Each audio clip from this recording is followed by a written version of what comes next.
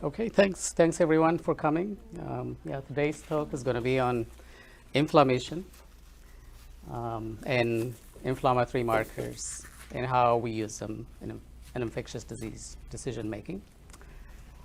Inflammation, of course, is one of those things as infectious disease physicians and practitioners. We are always thinking about it, whether we intuitively thinking about it knowingly or unknowingly, because every time we examine a patient and we look for tenderness, we're looking for inflammation, looking for imaging and evaluating whether there is consolidation or thickening of a bowel wall or empyema.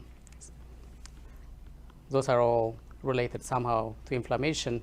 It's hard to define. It's one of those things that people say, I know it when I see it, but it's hard to say. That's a Webster dictionary definition of inflammation.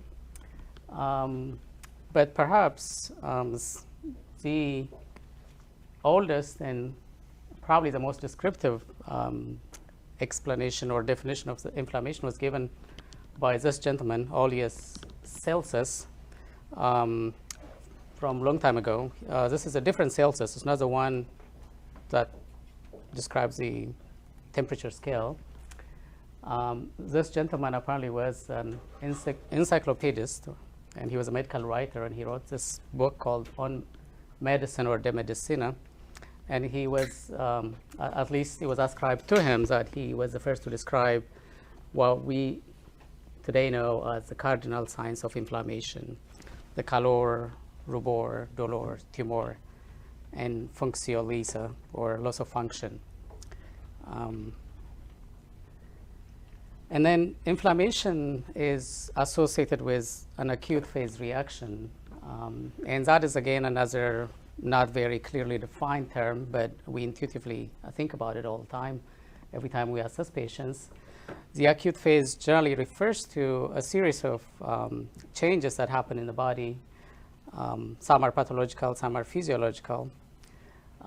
Those include partially an increase in temperature, hemodynamic changes such as heart rate and blood pressure change, responses at the cellular level, and upregulation of a number of peptides, which would be kind of the focus of this talk. It's also important to note that most of these changes actually occur during chronic inflammation, although they are referred to as acute phase reactants. So they do happen to linger on when there is chronic inflammation. And as far as the peptides go, the acute phase reactant peptide is conventionally defined as a change in its serum value by 25% from the baseline. And it could be in either direction, an increase or a decrease of a given peptide. And of course, inflammation, as you all know, is an outcome of a number of insults or stimuli, and those could be infectious or non-infectious as we look at them. They could be mechanical, autoimmune, apoptotic, neoplastic, and you name it. And all of these stimuli are thought to lead to a production of cytokines, which is the precursor of whatever follows as an acute phase reaction. And the majority of these cytokines are interleukins. The majority are produced in the liver, but not all of them. They could be produced in the site of the injury or the insult by tissue macrophages, dendritic cells, antigen-presenting cells, and neuroendocrine cells. It's also important to note that there is a marked variation in how soon these peptides are produced and how much they are produced. The magnitude and the timing is very different. Some of them happen within hours of an insult, such as procalcitonin and CRP, whereas other measures such as ESR may signify events that happened days or sometimes maybe even weeks later. So that's also kind of something important to keep in mind. It's also intuitively something we always think as we evaluate patients, and people have debated this: is inflammation beneficial or not? And that is not a settled question, I don't think. But the main reason I have this slide is to mention that inflammation and acute phase reaction and the cascade of events leads to a number of changes in the serum value of a number of peptides and some non-peptide substances such as iron and copper and zinc and other altered metabolisms, which sometimes we also evaluate in our assessment of patients with an acute infection or a chronic infection. Here is not by no means an exhaustive list of acute phase reactants that are known to either increase or decrease following a given stimulus. Sometimes they are categorized into groups, such as the complement groups, the coagulation factors, proteinases, and transport proteins, and some don't fit anywhere and they are miscellaneous. It's important to note that there's a few peptides that are actually decreased during an acute phase, but there are a few that we always look for, including the CRP, the ESR, procalcitonin, and perhaps the coagulation-associated peptides that we sometimes look at as well. The acute phase reaction, or these peptides and non-peptides, are believed to follow signaling by cytokines and interleukins. And at last count, there are at least 40 different peptides that are known to induce acute phase reaction. And they all have different cells that they are generated from, and they have different targets and different ligands that they bind to. Suffices to say that there's a complex network of sequences of peptide generation that leads in the end to the formation of acute phase reactant proteins that we monitor. We kind of mentioned this. And of course, the macrophages, especially the tissue macrophages, are the main sites of the cytokines. It can happen at the level of an organ or a tissue, such as a muscle, or organ such as a liver. The two major interleukins that are the stimuli that follow bacterial or any other tissue injury or inflammation are IL-1 and IL-6, excuse me. But there are more than 40, as we saw. Some are not thought to be interleukins, but have different names, but they are part of that same family, such as interferon gamma and TNF alpha are also major players. Totally unrelated to this, this cytokine release sometimes is associated with adverse reactions, sometimes even fatal outcomes. And that's a very interesting area of research now, trying to inhibit this cytokine release. And as we rotate through Moffitt, for example, you'll notice that anti-IL-6 is being used, TOSI, which historically was an anti-chronic inflammation, but now being used as an anti-acute inflammation and cytokine storm. So from this list, we're going to start by talking about the CRP, or the C-reactive protein. It was first described in this paper in 1930, Journal of Experimental Medicine. This is the actual paper. And it was reported in that study that patients who had pneumonia, pneumococcal pneumonia, had something in their serum which reacted with the C, or the carboxy component of this antigen, and hence the name C-reactive protein was given to it. And it has been known since then.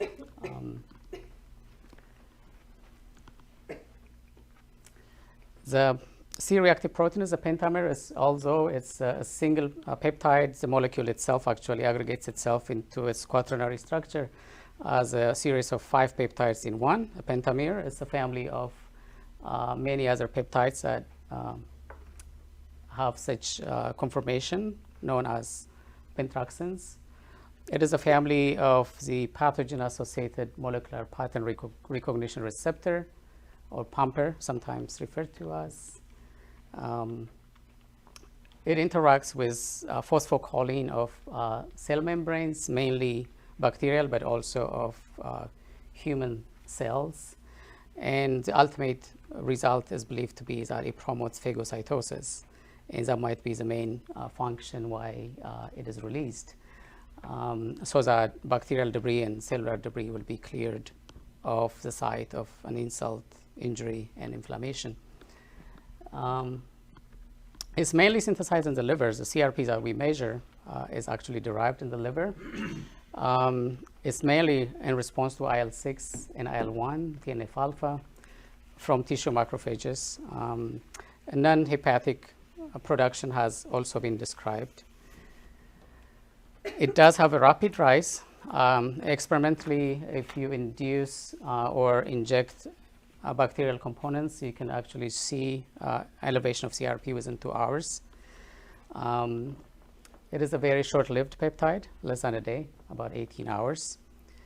It has a constant clearance from the circulation. Therefore, if we see there's an elevation of CRP, it is determined by the rate of production and not by the rate of clearance.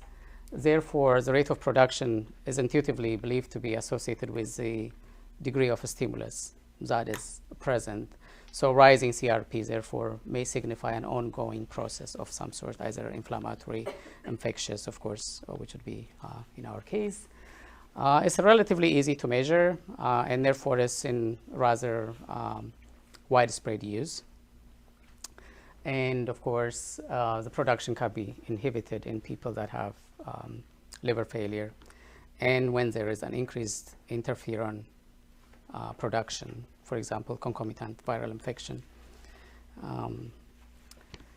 It's been validated as an excellent marker of inflammation. That has numerous studies have been done since its discovery many years ago.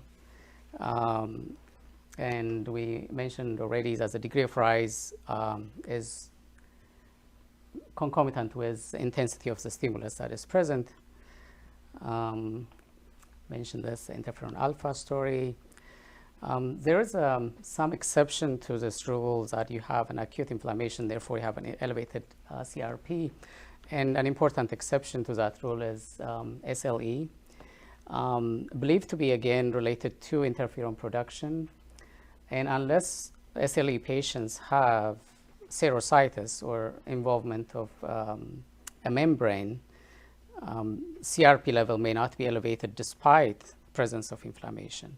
So, hence the exception. And a few other collagen vascular disorders, including scleroderma and dermatomyositis, where the CRP response may not be as elevated regardless of inflammation. And indeed, in SLE patients, the presence of an elevated CRP may signify infection more than it does in other patients for that reason. And you also see that this HSCRP, which for all intensive purposes means the same thing as CRP, the highly sensitive CRP. The only difference between the two is the HSCRP is measured using a more sensitive method. And the results are comparable, and it means the same thing. Some studies that have used enhanced data, the Health and Nutrition Survey, which is done periodically in the US, over 21,000 US residents. CRP was evaluated in them, and it varied among different age groups and sex and ethnicity. The older people are, and the female gender and African Americans have higher levels. Exactly why, not sure, but it's believed that it does signify higher inflammation whenever it is present, regardless of when that happens. It is not normally distributed in population, unlike other measures such as white blood cell count. It is not Gaussian, it's skewed distribution. And the upper level normal, for the reason that it goes up with age, people had come up with age over 50 for men and age over 50 plus 0.6. Like if you're 50 years old, 1 may be okay for you. So, and so forth, so with advancing age. And it may have actually significance into the non-infectious inflammation that is present in older people that is associated with coronary disease, for example, or tissue degeneration. It's important to note also that there is no uniformity in the reporting of a CRP. Some people report, some labs reported in milligram per liter, some in milligram per deciliter, so it may not be comparable. So it's important to kind of make sure those units are similar. And a low-level CRP elevation has been an area of intense interest for signifying metabolic inflammation or the metabolic syndrome or coronary risk factors. And somebody actually studied this, and even people that are unmarried had higher low level of CRP. So why that is not clear. I don't think they measured whether it's happily married or not. So you know, but anyhow, this is from the New England paper showing the skewed nature of the distribution of CRP in populations. A CRP elevation strengthens the case for infections in general in the right setting, meaning if you're investigating infections. In one study from CID, people that had a 10 milligram per deciliter CRP or higher had an 80% chance of having an infection diagnosed in them. Those probably were skewed because they were being investigated for bacterial infections. And important to note that viral infections had very low or no elevations of CRP. So therefore, it may have that distinction. So I will come later to how we use them in infectious disease, but we'll go to the next marker, which is the one that I structured this talk to CRP, the ones that we actually frequently use, but CRP being the most common, and SED rate is the next one, so we'll go to that one. And in this list, it falls in the miscellaneous area, and ESR, of course, is a rather interesting measure because we don't really actually measure anything when you measure ESR. You're measuring the rate of sedimentation of the red cell. The classic method is called the Westergreen method. You essentially take 1 ml of blood, pipette it into this tube, let it stand in gravity, and measure how much of it settles. There's another method called the Winthrop method, which uses a 2 ml blood and differently anticoagulated. But a very simple old test that has been there. And it's therefore, you're measuring the propensity of the red cells to form rouleaus and fall to the bottom of this column of test tube. Therefore, we're measuring the balance between the pro and the anti-sedimentation forces. Fibrinogen happens to be the most important factor which promotes ESR, and therefore it accounts for greater than 60% of the SED rate elevation. But a few other peptides, such as immunoglobulins, also contribute to that. It has something to do with weight and charge, and this thing called the zeta potential of the red cells. And fibrinogen, in addition to weight, it's believed that it has something to do with changing the sialic acid residues of red cells, which actually makes them less likely to attract to each other, therefore fall to the bottom, and therefore increase the ESR. I think we talked about that. And of course, it's affected by the red cell shape, size, number, and charge. So anything that affects those things would change the ESR. Briefly mention this, that's about more than 3/4 of the rise in ESR is due to fibrinogen, therefore it's really a measure of fibrinogen. Fibrinogen is believed to cause that ESR elevation or increased propensity for red cells to settle to the bottom due to neutralizing sialic acid residues, therefore impeding the electrical potential. Fibrinogen is also produced in the liver. Therefore, somehow we're measuring liver function as well. So if you have impaired liver function, important to keep that in mind as you evaluate your ESR. And it's under the regulation of cytokines. Again, no surprise there. They're all like that. And other peptides may also contribute to elevation of ESR. It's also important to note that people that are anemic may have an increased ESR. The red cells just fall more easily. And older age and obesity in a female gender, just like the ESR, also associated with an increased ESR or increased marker of inflammation. And medications, oral contraceptives and heparin are the two major ones, but there's many other medications that are mentioned. It's also important to note kidney failure at all stages, including nephrotic syndrome, chronic kidney disease, ESRD, have high ESRs, and nearly all of them have some degree of ESR elevation. So the utility is somewhat limited in that patient population. Sickle cell disease, like we said, the size and shape and charge of the red cell would affect how much red cell settles. So reduced by sickle cell, spherocytosis, and isocytosis, which anemia would explain that, microcytosis, iron deficiency, and leukocytosis, and heart failure, probably dilution, and hyperbilirubinemia and cachexia. The very people that we actually check ESR on may also have elevated ESR for that reason. Despite all those caveats, however, if you have an ESR of more than 100, that's almost always significant. And in one study from Archives of Internal Medicine, which is an old study, there's a 1 in 3 chance that you have an infectious process if you have an ESR that is high.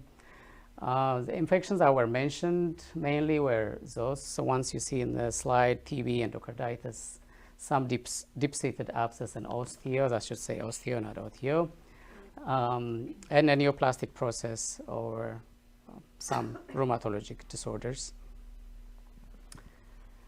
It's also important to note that because ESR is determined by factors that have very long half-life, such as fibrinogen, which has a half-life of 4 days. So the elevation of ESR could be due to events that happened days or maybe even weeks earlier. So it doesn't necessarily show an acute event. And it's also sometimes referred to as vasculitis screening. And the case for vasculitis is markedly decreased if you have a normal ESR. The two inflammatory markers don't always correspond, so you have some discordance between the ESR and CRP. One reason could be the acuity, like how soon you are looking for this inflammatory marker. But other than the timing, the presence of monoclonal gammopathies, multiple myelomas, and SLE would be other reasons, and as the table depicts the situations where you have high ESR, low CRP, and low ESR and high CRP. So basically, the acute infections, such as an acute UTI, you may not see an elevated ESR, whereas situations that give you the changes we talked about in the red cells may cause a high ESR and a normal CRP. And the next peptide we talk about, next marker, is procalcitonin, which is also in the miscellaneous part of that categorization. Procalcitonin is a relatively newcomer to the inflammatory marker scene. It is a precursor of calcitonin, which is a thyroid hormone and produced by, normally produced by the C cells of the thyroid. It was described in 1975 and renewed interest in the last maybe 10 years on its use. Normal serum levels are below detection limit, and the thinking is that the procalcitonin that is made in the thyroid gland actually doesn't get out of the thyroid. It is changed to calcitonin and under the control of calcium metabolism and associated pathways. However, you also get increased production of procalcitonin from non-thyroidal tissues through mechanisms that are still very poorly understood. It's believed to primarily be produced by parenchymal cells and epithelial cells and endothelial cells. There is some reports that lung tissue, GI tissue may have a higher propensity to produce procalcitonin, but that is still debatable. The levels may rise as high as 100 micrograms, although the detection limit is below 0.01, which is huge. It's 1,000 or more than 1,000 times elevation. And of course, for that reason, in healthy people, because the procalcitonin made constitutively in the thyroid is not released, the level is undetectable or very low. As a slide just showing how the peptide is made, the pre-pro, it has a signal sequence associated with it. It never leaves the thyroid ordinarily, change it to calcitonin, and therefore very low levels, whereas extrathyroidal production leads to the release of the procalcitonin and very little change to calcitonin. The gene for procalcitonin is believed to have a promoter on it, meaning it has an area, a binding site for a number of chemicals, including bacterial endotoxins, which leads to the activation of the gene and therefore the production, which is believed to be how bacterial infections lead to an increased procalcitonin. People have shown that the gene has upstream binding sites for NF-kappa B, which is something that follows, for example, a bacterial infection, activated TNF, interleukins, and some people even think bacterial endotoxin directly potentially binds to the site. We mentioned that, because for that lung and GI tract predilection, some people think it may have a special significance, and we'll come to that in subsequent slides. And the two calcitonin productions are believed to be regulated differentially, meaning the thyroid one is under the calcium metabolism, whereas this extrathyroidal production is under a different genetic regulation. And procalcitonin peaks within 6 hours of an insult, so it's one of a very early marker of inflammation. And of course, procalcitonin is measured in people who had thyroidectomy, suggesting that the inflammatory or infection-related procalcitonin probably has very little to do with the thyroid gland. We mentioned that already. We kind of mentioned this as well, again, to emphasize that, the reason why procalcitonin probably is associated with bacterial infections is because bacterial-induced cytokines may induce, the gene production. Exactly what it does is not actually known. Some people debate why would the body make a peptide that has no function other than just a marker for infectious disease. Some people think it may actually be a promoter of inflammation. There may be some calcium metabolism associated with infection,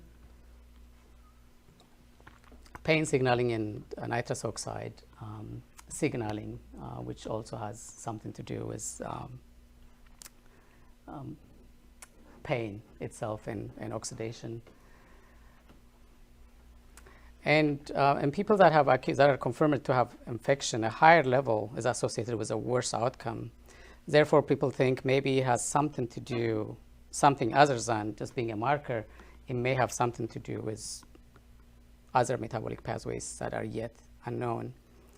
And of course, when we talk about all of these inflammatory markers before putting everything together, we're always looking at them in the context of infection as infectious disease markers. And one of the things that we really look at is leukocytosis, which, by the way, is also an acute phase reaction.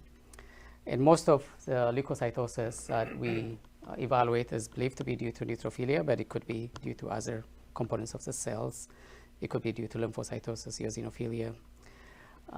Important to note that half of the white cells that are produced in circulation are actually adherent to the endothelium.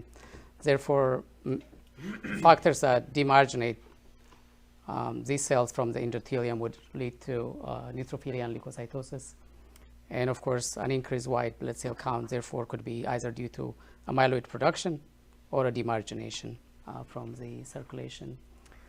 Certain pharmacologic agents we may or may not be paying attention could be causes of leukocytosis, especially in the ICU setting.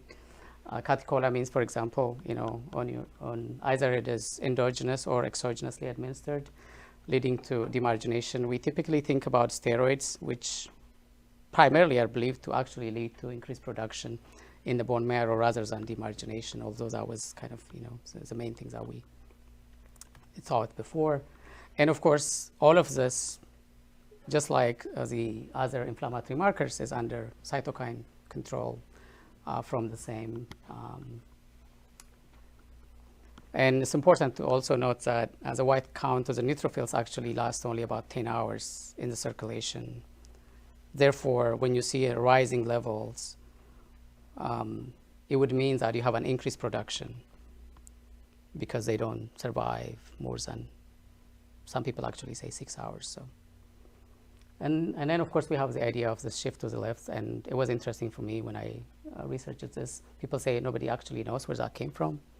So one of the thought was as the manual differential, somebody, the take counts, the hand may shift to the left because the myelo and the juvenile forms are on the left side. So, but that, so people are, you're looking at the microscope and you're doing your counting, so on top of the hand. So I thought that was interesting. It's also important to note in our white count reports, I haven't seen this lately, but this was something that repeatedly used to be mentioned in the white counts of toxic granulations in doll bodies. So now I'll come to that in the next slide, but there is considerable variability in white count elevation, and it's important to remember that about 2 standard deviation of the people, that's 5% of the people actually would have a high white count. So occasional consults may say a white count of 11.8 or 12.5. So including this thing is not infectious, it could also be important to keep in mind that it could actually be normal, because this is normally distributed, unlike the one we spoke before. And 2.5% of the population would have actually a cutoff value, normal value, higher than the upper border of normal. I thought this was an interesting statement. An acute infection should be suspected in someone that has a white count of more than 25. That's verbatim from UpToDate. And certain bacteria lead to a high white count. This was something I mentioned. I haven't seen this lately, but you may see this reported in your white blood cell count. Toxic granulation, as well as doll bodies, may signify an acute infection or infectious process, in addition to your leukocytosis. A prospective study of 400 patients, about half or a little more than half had infection when the white count's more than 15%. And when it's more than 30%, 25% had C. diff. I thought that was an interesting finding.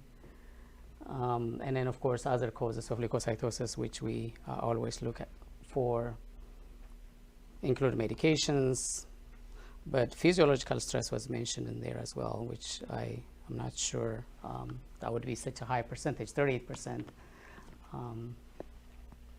This was a fairly important journal, a CID journal, where this was reported. So in summary, ESR of more than 100 is almost always significant, and extremely high CRP is associated with a very high likelihood of infection, 80%. Procalcitonin may be more sensitive and specific than CRP. And initially, high procalcitonin levels may indicate a severe disease and a worse outcome.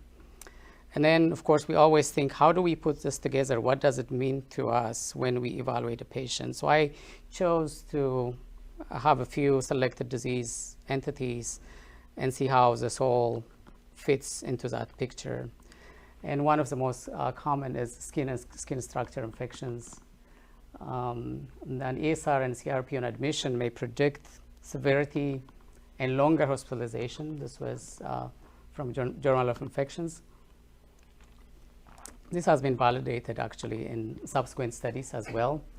And when you have a necrotizing fasciitis or necrotizing skin infection, having a very high CRP has a bad prognostic sign, a worse outcome, therefore may call for a more aggressive course. And it's associated or included in this risk index called Larinac index, a laboratory risk index for necrotizing fasciitis. And in people we evaluate for diabetes foot and osteomyelitis, having a high ESR increases the likelihood of the diagnosis. That also is not news to this audience, I'm sure.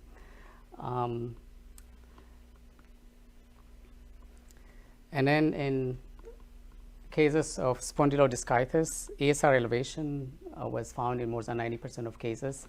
Therefore, not having an elevated ESR, especially if the diagnosis is questionable, may make the diagnosis questionable or strengthen the case for that. The average values were about 50 to 80, and a fall in ESR of more than 25% from the baseline had a good prognostic predictor.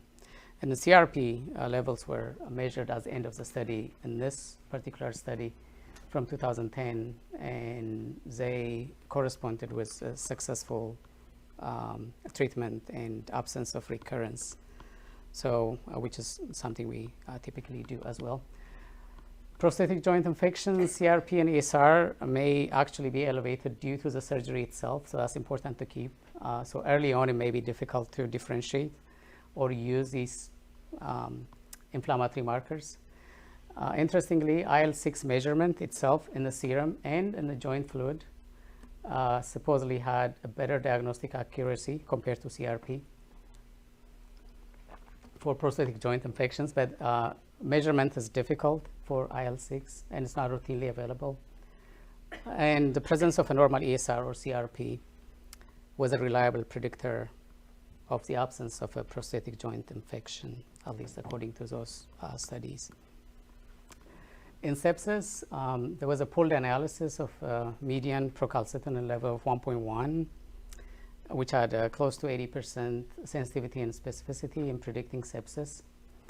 And people that had higher values had worse outcomes, and survivors had low outcomes. This was from the Lancet, 2013. And that is becoming standard. I don't think it's standard of care yet, but it is. We routinely check for procalcitonin now. Pneumonia is another entity that these inflammatory markers, especially procalcitonin, has been increasingly used for diagnosis as well as prognosis, initiation and stopping of antibiotics. Here are randomized controlled trials of 302 patients where antibiotic decisions were based on the presence or absence of an elevated procalcitonin. Led to a significant reduction of antibiotic use, and the outcomes were not different, so it didn't lead to worse outcome. And there was another meta-analysis which we actually used in our journal club, fairly recent study from 2018 in the Lancet, which involved 6,000 plus patients, which showed reduced mortality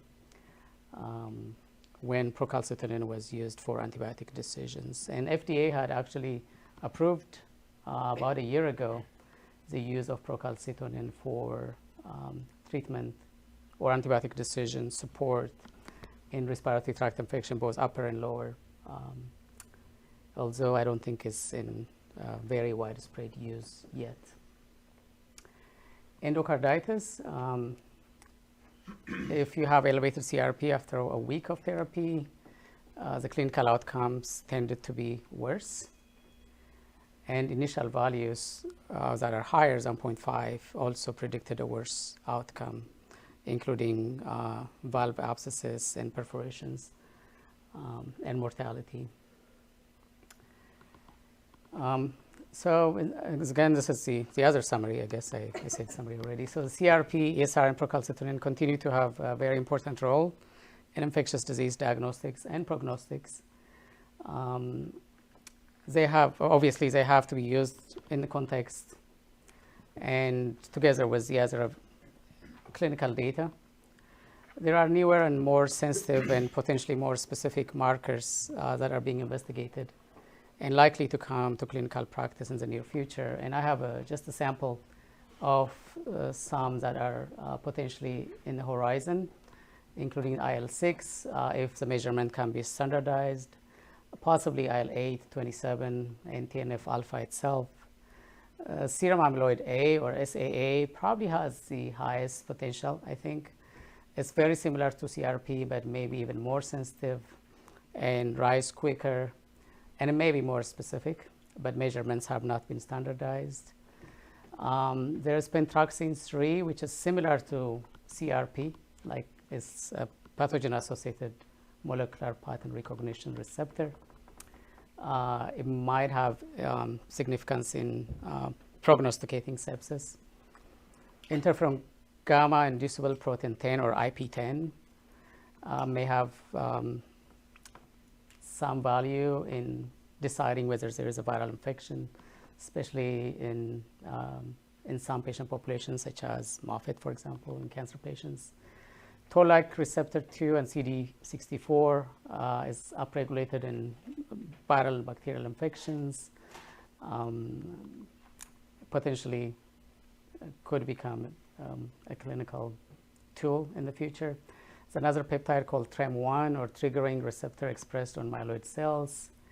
Has been used in pediatrics for diagnosis of UTI, not in widespread use, mainly in experimental situations, but potentially, again, another peptide that could come. There's another peptide called presepsin, or CD4 fragment, which has been suggested as a measure of the clearance of blood cultures before the blood cultures, especially in CLABSI and other bloodstream infections. So it might be an important peptide for antibiotic stewardship. And then there's a few others, the MIF1, macrophage migratory inhibitor factors, and hepcidin, which has something to do with iron binding.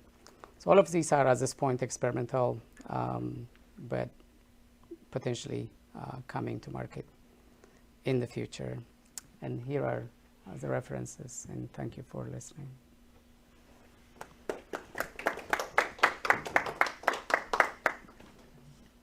I have a question. At our facility at the VA, and you may have detected this when you've rotated with us, there's a push by pathology and medicine away from the SED rate. And you beautifully brought out the confounders that can affect the SED rate, anything from anemia or polycythemia to gender differences to other things. From looking at different inflammatory markers, are you as confident about the validity of the SED rate for what we use it for? Do you think that it would be more practical and more accurate to stick with the C-reactive protein, or do you think they have utility when used together? I think I from everything that I read, I mean, it looks like I think the utility of the SED rate would be for something that we would like to follow over a long period of time. I'm talking about weeks rather than days. The main thing that it is mentioned in association with are either collagen vascular disorders such as temporal arthritis, rheumatoid arthritis, that sort of thing, or chronic inflammations such as osteomyelitis or spondylodiscitis, same type of thing, potentially deep-seated abscess, because most of it, like 70% of the reason the red cells settle is theoretically at least due to fibrinogen, which is a peptide that has a 4-day half-life. So if it keeps on accumulating so it would have to be like 2 half-lives are 8 days. So it would probably not be very useful if we test somebody with an acute pneumonia with ESR, probably wouldn't be very useful. I'm not sure the use of both of them together. I know that's what we do for spondylodiscitis and vertebral osteo. Everything that I see says, the one thing that people have looked at is end of therapy. If you have a high CRP, you have a problem. Following the SED rate weekly, maybe even 2 weekly, some people do it, is probably a reasonable thing. It would give some hint. Are we having an increased fibrinogen production or increased immunoglobulin, the same thing? Or is that coming down and SED rate was 75 and it's 50, something could happen. It went up to 100, would you be worried? And then you measure it again, still 100. then probably you would start to worry. So I mean, I don't know if that is a good answer. Weekly measuring of CRP, like in spondylodiscitis, if it is such an acute, a short half-life of hours, maybe a day, and then the level is dependent on the production, not on the clearance. So if you measure it and the level hasn't changed much, it would mean that you have an ongoing production. But if the treatment is like a 3 months duration, perhaps measuring it, that frequently may not. I mean, it may be costly. It may have, it may be problematic. I don't know. Yes, Dr. Klinko. I would just add, I think in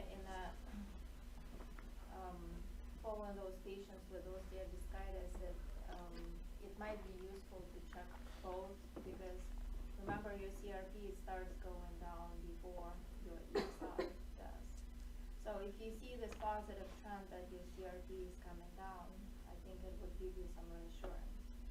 And following ESR, I think it's more like a long-term plan. Also, especially in the patients that have surgeries you mentioned, and even once you put them on the treatment, your ESR might initially actually go up, and then it would kind of plateau and start going down. So this is why I think CRP in the beginning of the treatment might be a more useful marker, perhaps. In your discussion on white blood cells as a surrogate marker for acute phase reaction, or not just surrogate but a direct marker, you mentioned that certain bacterial infections were associated with a higher level of white of leukocytosis.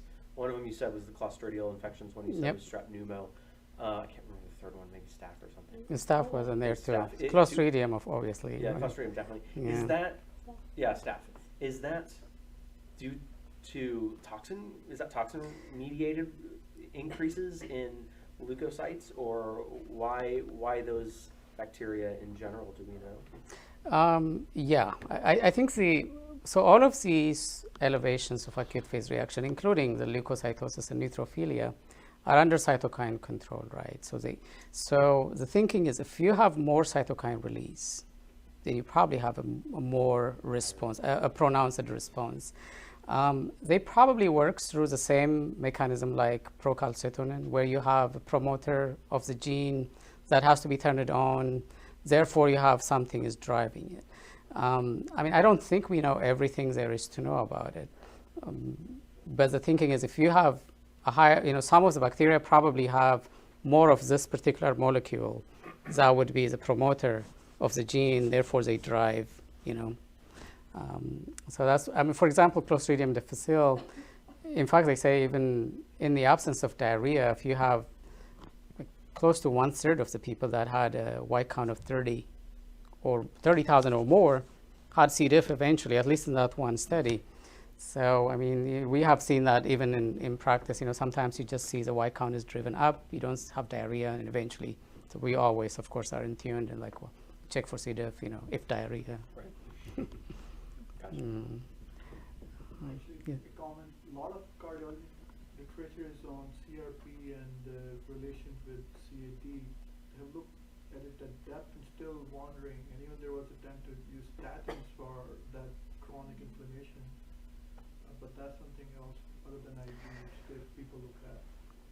Yeah, that's an important point you raise, exactly. Yeah, CRP, especially the hsCRP, it came into being for that purpose, because the CRP that was measured was not sensitive enough to pick slight variations like 0.5s or 0.8s. Although it's the same CRP, so now they have newer machines that would detect even lower levels. And people believe, however, the two drivers are very different. The metabolic inflammation, in fact, some people even propose a different name, meta-inflammation. Yeah, there's, for metabolic syndrome. And of course, inflammation is believed to be at the heart of a lot of pathologies, if not all, including neoplasm, atherosclerosis, dementia, arthritis, and then of course, infections. is a big deal. Although in our case, mostly it's an acute process. So it's believed to be like a different process, that drives it, and perhaps different cytokines even, like the LP little a. I didn't mention it in there, but that's another measure that they think has something to do with meta-inflammation and low levels of elevations of CRP, which increases your risk of having coronary disease. And then CRP may very well be just an indicator of something else going on. It doesn't necessarily mean, although people have shown actually injecting CRP itself, and they have also shown CRP itself in atherosclerotic plaques, like inside of it, that you can actually immunostain it and show it in there. So, there's some thinking maybe itself is involved, or is it just a sign of something else happening in there?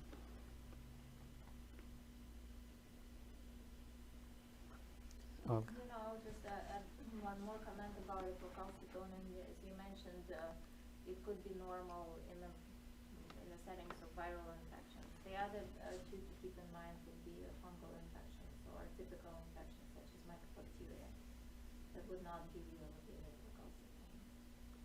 Yeah, procalcitonin is a very, I think it's still an ongoing, to this day, people haven't settled where exactly is it produced. Which cells actually lead to the infection-associated procalcitonin, that hasn't been settled. The other one, the one from the C cells of the thyroid, that has been kind of a lot of agreement. People think, and of course, why lung?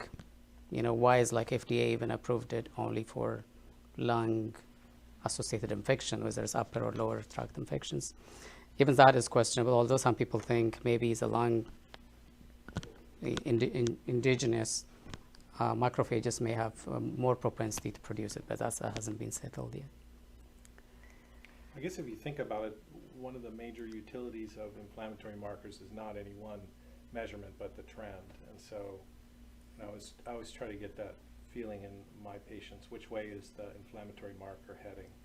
Because you can drive a lot from that. When we see patients with extraordinarily high procalcitonins, is that correlated with any particular phenomenon? Yeah, it's said that it would correlate. It correlates to worse outcomes when you have pretty high, like 100, right? Like your patient, which it could be. Although the usual numbers you see is 1.5 or 3 or something like that. So it's believed to be associated with, had a bad prognosis. It would mean like an increased driver of this inflammation in certain conditions. I mean, in ICU setting, definitely. I mean, people have associated it with worse outcomes, organ failures, and so forth. And I think it's true with lung infections as well.